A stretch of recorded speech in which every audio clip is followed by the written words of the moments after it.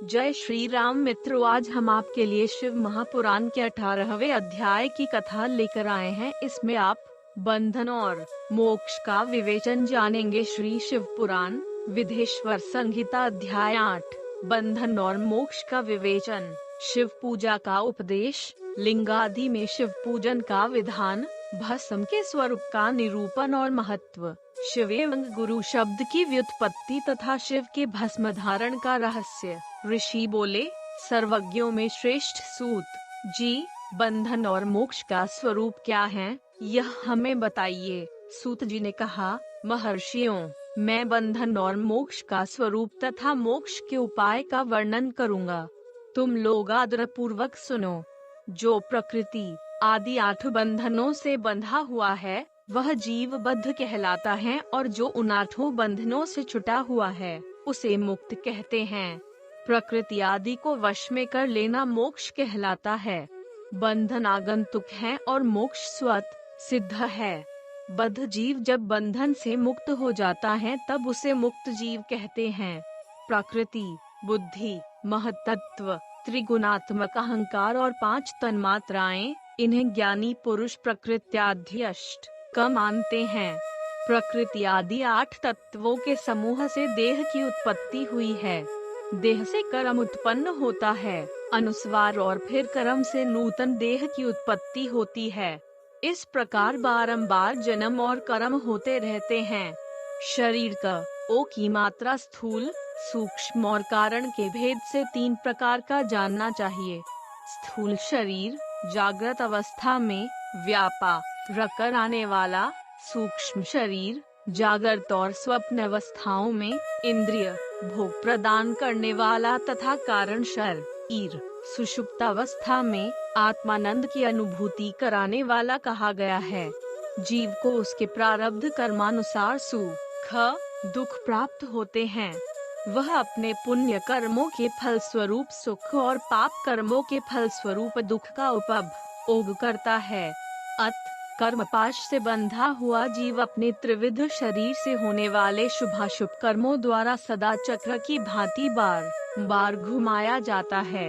इस चक्रवत भ्रमण की निवृत्ति के लिए चक्रकर्ता का स्तवन एवं आराधन करना चाहिए। प्रकृति आदि जो 8 पाश बतलाए गए हैं उनका समुदाय ही महाचक्र है, और जो प्रकृति से परे है वह परमात्मा शिव है।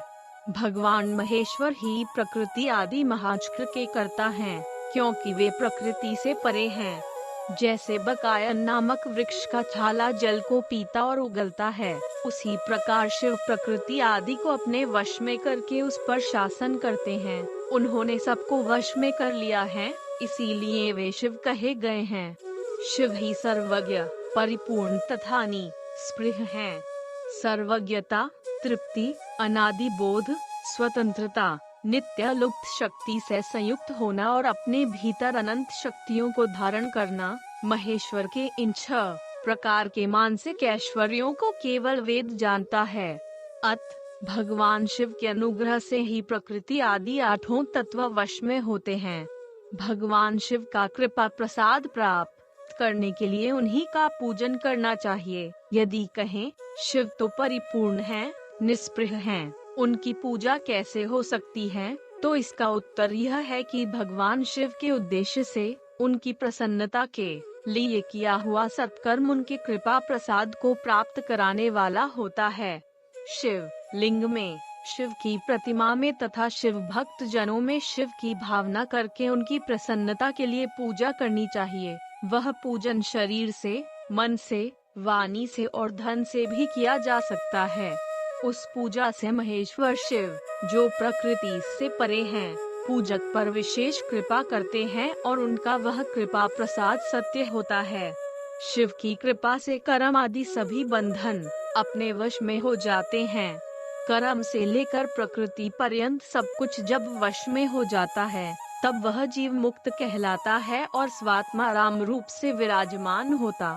परमेश्वर शिव की कृपा से जब कर्म जनित शरीर अपने वश में हो जाता है तब भगवान शिव के लोक में निवास का सौभाग्य प्राप्त होता है। इसी को सालोक्य मुक्ति कहते हैं। जब तन आत्राएं वश में हो जाती हैं, तब जीव जगदम्बा सहित शिव का सामीप्य प्राप्त कर लेता है। यह सामीप्य मुक्ति है। उसके आयुध आदि और क्रिया आदि सब कुछ भगवान शिव के समान हो जाते हैं। भगवान का महाप्रसाद प्राप्त होने एक ही मात्रा पर बुद्धि भी वश में हो जाती है। बुद्धि प्रकृति का कार्य है, उसका वश में होना साष्टी मुक्ति कहा गया है। भगवान का महान अनुग्रह प्राप्त होने पर प्रकृति वश में हो जाएगी। उस समय भगवान शिव का मानसिक ऐश्वर्य बिना यत्न के ही प्राप्त हो जाएगा। सर्वज्ञता और तृप्ति आदि जो शिव के ऐश्वर्य है, उन्हें पाकर मुक्त पुरुष अपने आत्मा में ही विराजमान होता है।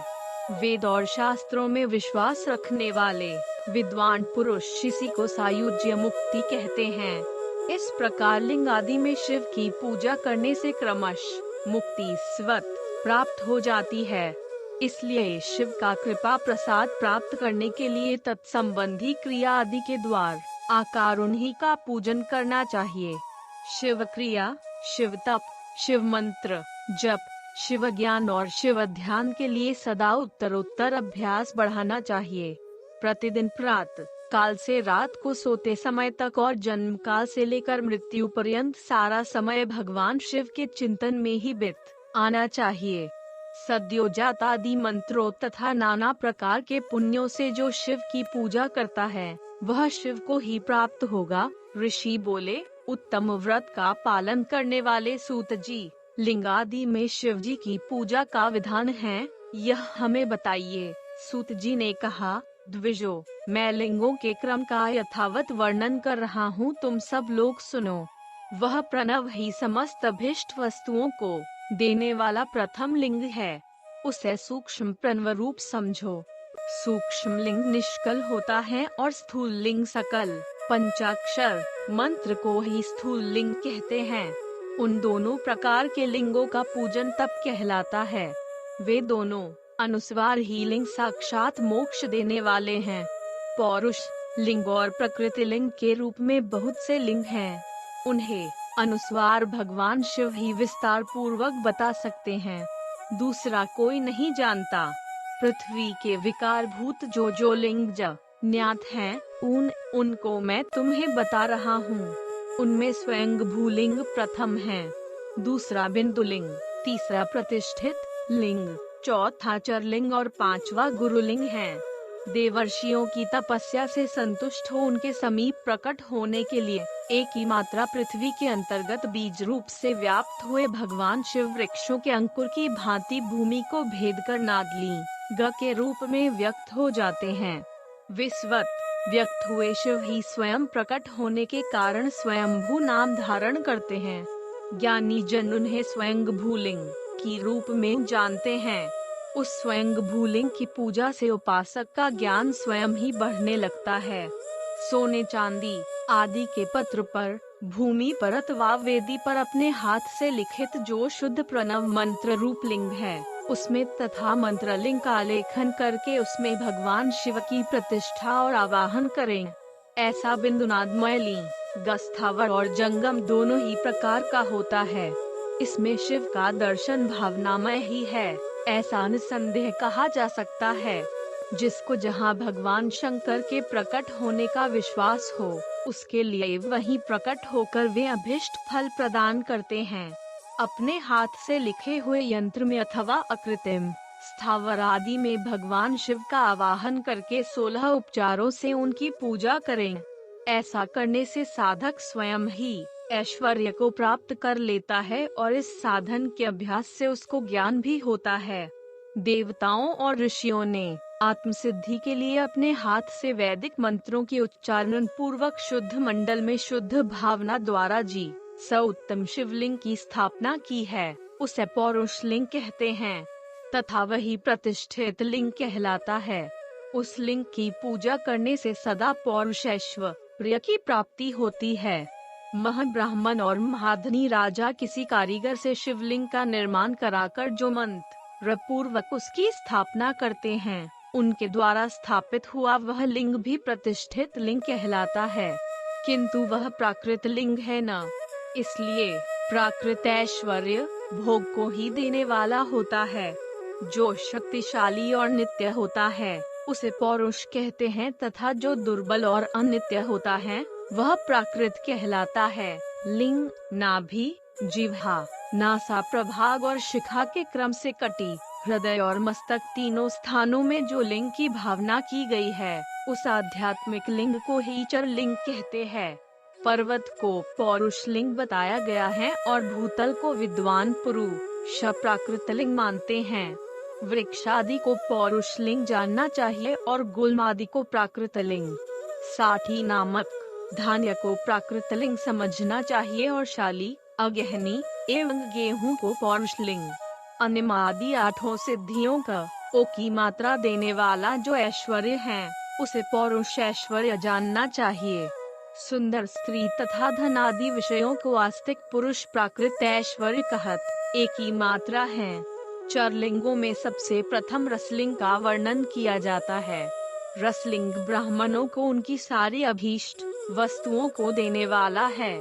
शुभ कारक बाणलिंग क्षत्रियों को महान राज्य की प्राप्ति कराने वाला है। सुवर्ण लिंग वैश्यों को महाधनपति का पद प्रदान करने वाला है तथा सुंदर शिवलिंग शुद्धों को महाशुद्धि देने वाला है। एक ही मात्रा स्फटिकमय लिंग तथा बाणलिंग सब लोगों को उनकी समस्त कामनाएं प्रदान करते हैं। अपना न हो तो दूसरे का स्फटिक या बाणलिंग भी पूजा के लिए निषिद्ध नहीं है। स्त्रियों विशेषतः सधवाओं के लिए पार्थिव लिंग की पूजा का विधान है। प्रवृत्ति मार्ग में स्थित विग्रवाओं के लिए स्फटिक लिंग की पूजा बताई गई है, परंतु विरक्त विधवाओं के लिए रसलिंग की पूजा को ही श्रेष्ठ कहा गया है।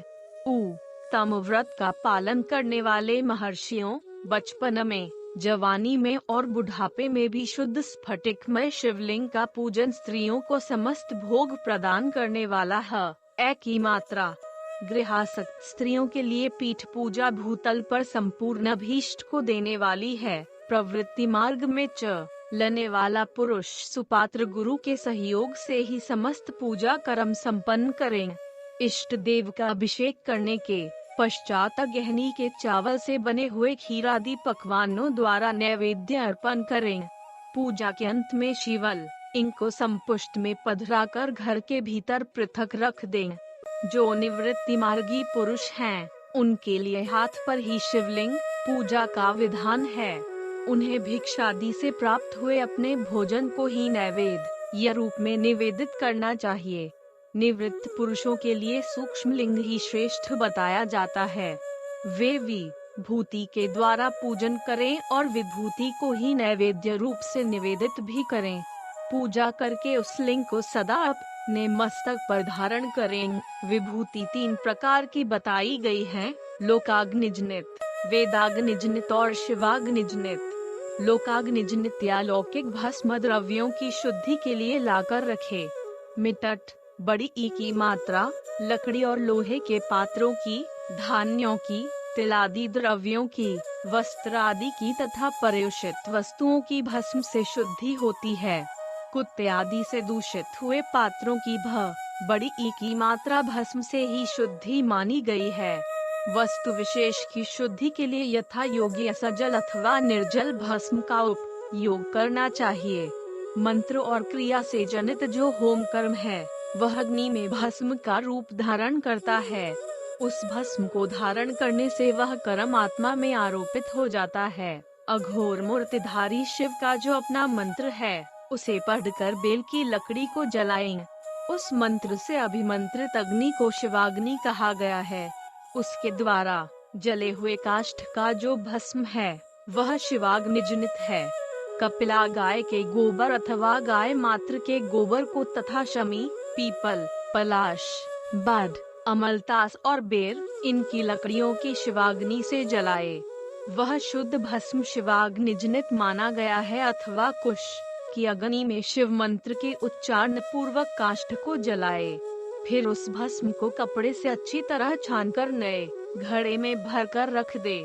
उसे समय समय पर अपनी कांति या शोभा की वृद्धि के लिए धारण करें। ऐसा करने वाला पुरुष सम्मानित एवं पूजित होता है। पूर्व काल में भगवान शिव ने भस्म शब्द का ऐसा ही अर्थ प्रकट किया था। आकार, जैसे राजा अपने राज्य में सारभूत कर को ग्रहण करता है, जैसे मनुष्य सत्य आदि को जलाकर, रांधकर, उसक, आकार सार ग्रहण करते हैं, तथा जैसे जठरानल नाना प्रकार के भक्ष्य, भोज्य आदि पदार्थों को भारी मात्रा में ग्रहण करके जलाकर सारतर वस्तु ग्रहण करता और उस सारतर वस्तु से स्वदेह का पोषण करता है, उसी प्रकार प्रपंच करता परमेश्वर शिव ने भी अपने में आधेय रूप से विद्यमान प्रपंच को जलाकर भस्म रूप स एक ही मात्रा उसके सार तत्व को ग्रहण किया है। प्रपंच को दग्ध करके शिव ने उसके भस्म को अपने शरीर में लगाया है। राख, भभूत पोतने के बहाने जगत के सार को ही ग्रहण किया है। अपने शरीर में अपने लिए रत्न स्वरूप भस्म को इस प्रकार स्थापित किया है। आकाश के सार तत्व से केश, वायु के सार तत्व से कटिभाग और पृथ्वी के सार तत्व से घुटने को धारण किया है। इसी तरह उनके सारे अंग विभिन्न वस्तुओं के सार रूप हैं। महेश्वर ने अपने ललाट में तिलक रूप से जो त्रिपुंड धारण किया है, वह ब्रह्मा, विष्णु और रुद्र का सार तत्व है। वे इन सब वस्तुओं को जगत के अभ्युदय का हेतु मानते हैं। इन भगवान शिव ने ही प्रपंच के सार सर्वस्व को अपने वश में किया है। अत इन्हें अपने वश में करने वाला दूसरा कोई नहीं है। जैसे समस्त मृगों का हिंसक मृग सिंह कहलाता है और उसक बड़ी ई की मात्रा हिंसा करने वाला कहलाता है और उसकी हिंसा करने वाला दूसरा कोई मृग नहीं है, अतएव उसे सिंह कहा गया है। शकार का अर्थ है नित्य सुख एवं आनंद, इकार का अर्थ है पुरुष और वकार का अर्थ है अमृत स्वरूपा शक्ति। इन सब का सम्मिलित रूप ही शिव कहलाता है, एक ही मात्रा।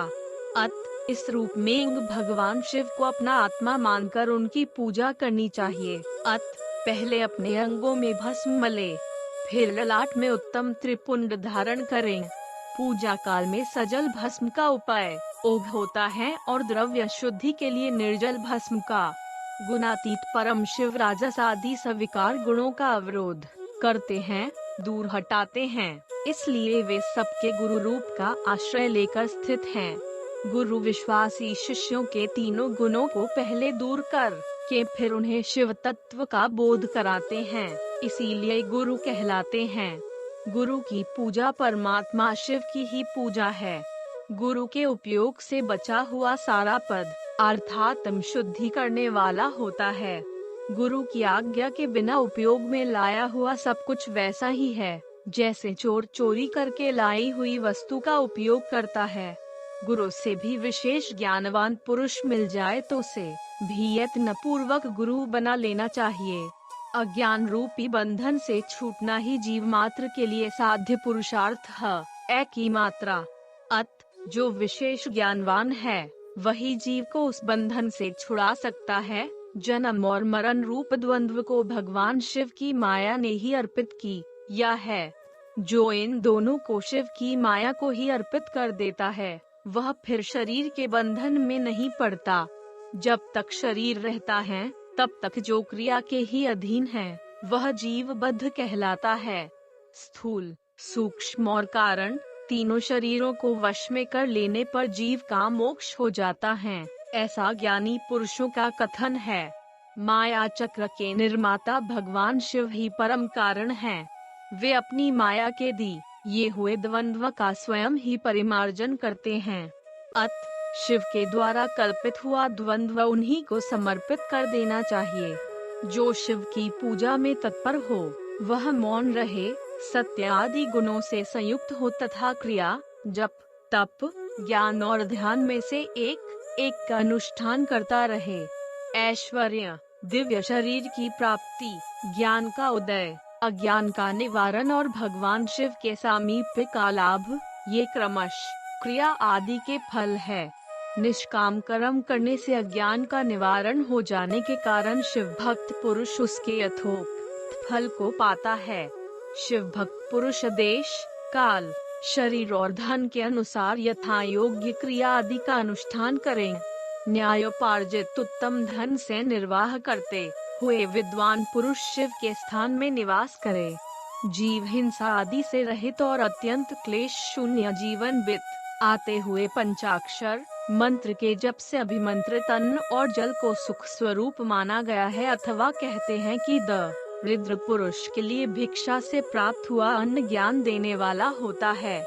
शिव भक्त को भिक्षान्न प्राप्त हो तो वह शिव भक्ति को बढ़ाता है। शिव योगी पुरुष भिक्षान्न को शंभु सत्र कहते हैं। जिस किसी भी उपाय से एक ही मात्रा जहाँ कहीं भी भूतल पर शुद्ध अन्न का भोजन करते हुए सदा मौन भाव से रहे और अपने साधन का रहस्य किसी पर प्रकट न करे, भक्तों के समक्ष ही शिव के महात्म्य प्रकाशित करें। शिव मंत्र के रहस्य को भगवान शिव ही जानते हैं, दूसरा नहीं। ओम नमः शिवाय।